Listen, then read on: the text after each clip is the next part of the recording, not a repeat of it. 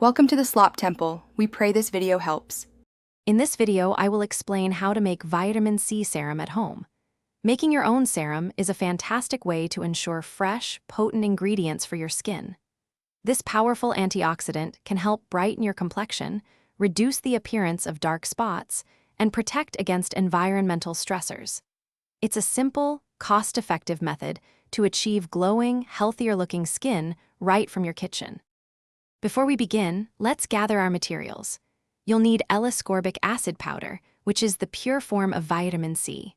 Distilled water or rose water will be our liquid base. For storage, a small, dark glass bottle with a dropper is ideal to protect the serum from light. You'll also want a measuring spoon, like a 1/4 teaspoon, and a small bowl for mixing. Now, let's mix our serum. In your small bowl, combine 1/4 teaspoon of L-ascorbic acid powder with 1 tablespoon of distilled water. Stir the mixture gently until the powder is completely dissolved. It's important to ensure there are no undissolved particles.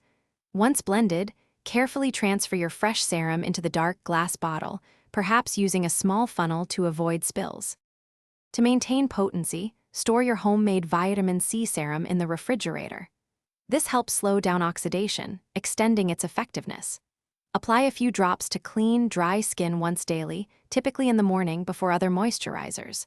Remember, homemade serums have a shorter shelf life, usually about 1 to 2 weeks, so make small batches. If the serum changes color to yellow or brown, it has oxidized and should be discarded. For more great deals and the link to the Shark AI Ultra Robot Vacuum, check the description below. Thanks for watching. Consider subscribing if we helped you.